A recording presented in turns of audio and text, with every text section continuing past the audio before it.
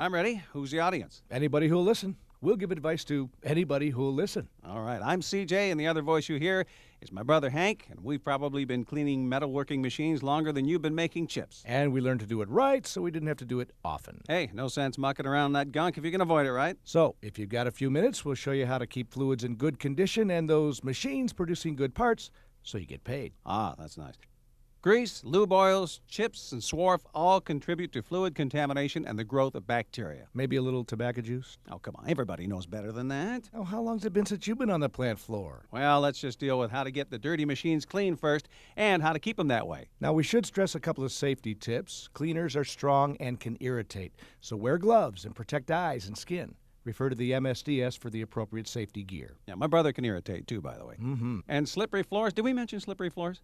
You've got to have good gripping boots, folks. Scheduling a clean-out's a big deal because you're taking a machine or system out of production, and idle machines aren't making any money. Right, so the thing to do is a little pre-planning, line up your maintenance people to inspect and repair things like pumps and valves. And I always say, no sense working alone when you can make it a party by, inviting a few plumbers and electricians to join you, right? Yeah, right. Obviously, you've never partied with plumbers and electricians. Not that I can remember.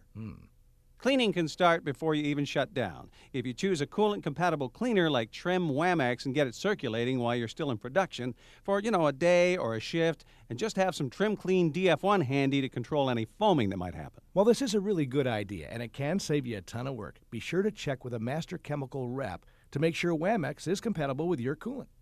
Right. Okay, so you've got the cleaner circulating, you've got the plumbers and electricians for company.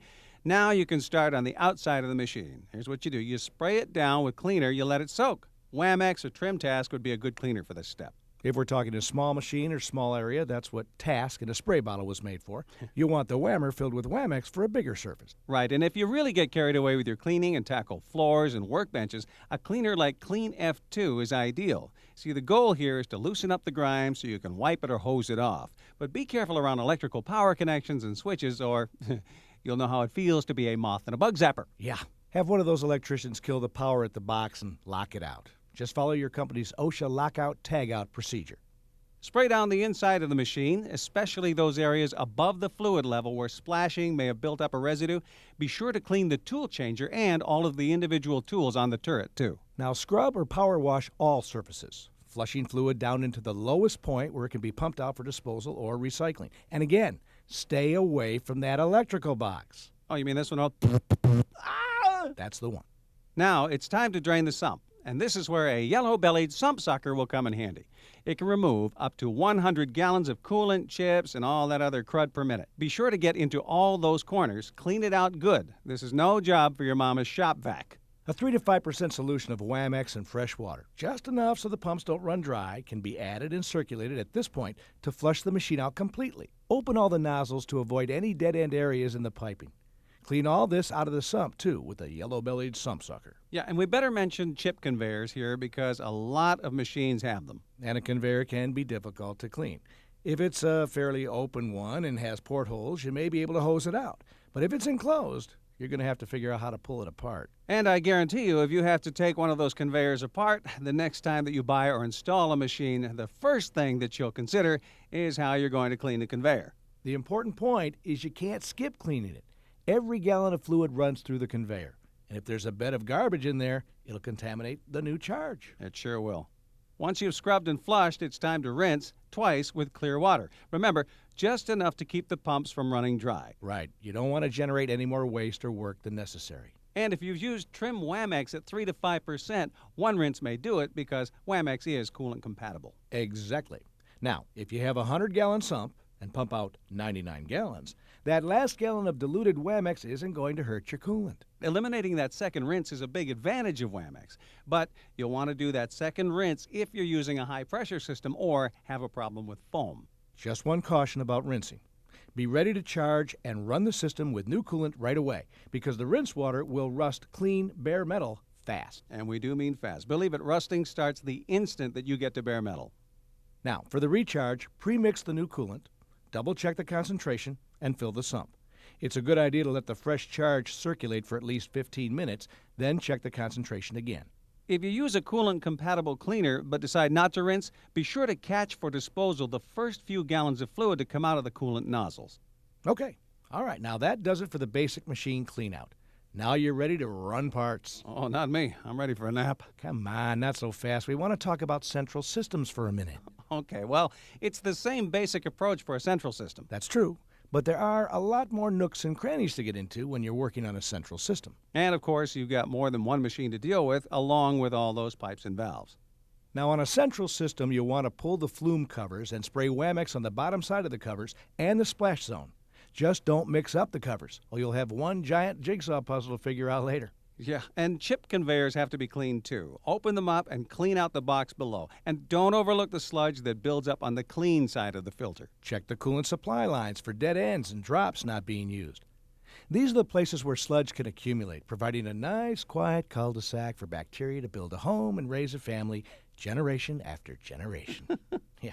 Feeder lines should always be plumbed from the bottom with no protruding stubs inside. Also, avoid sharp bends that would slow the flow of fluid and allow any accumulation. All right, now this is critical. If you don't get it all, it will contaminate the fresh coolant as fast as you can add it. And don't overlook the pit area around the central system, which is usually the source of the stink. Is that where it's coming from? Mm-hmm. It'd be a shame to have a sparkling clean system and not get rid of that smell. And while you're cleaning the pit, make sure no one has jury-rigged the pit's sump pump to pump spills into the central system. Now that would contaminate your fresh, clean fluid real fast. You bet. And ridiculous as it sounds, I've seen it done. Must have been one of those party animal plumbers. Once you've scrubbed and flushed, it's time to rinse and recharge the system. Remember, you can get away with one rinse if you've used a coolant-compatible cleaner like Whamex. Otherwise, 2 rinses are recommended. Now, one thing you'll learn when you clean metalworking machines, the people who design them never clean them.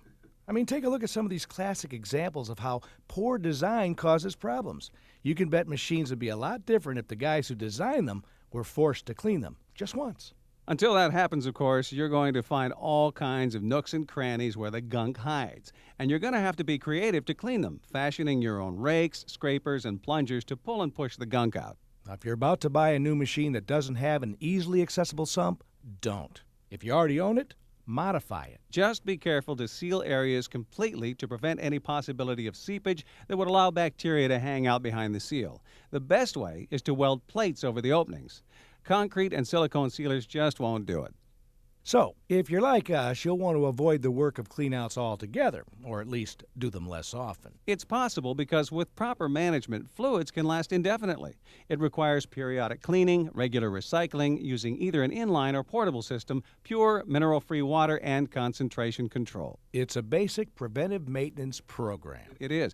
Here's some of the master chemical equipment that will do the job. Scroungers for skimming oil from the sump, refractometers to check concentration, sump side and master coalescers, centrifuges, Unimix and master mix systems, the line of yellow-bellied sump suckers, plus complete Zybex coolant management recycling systems.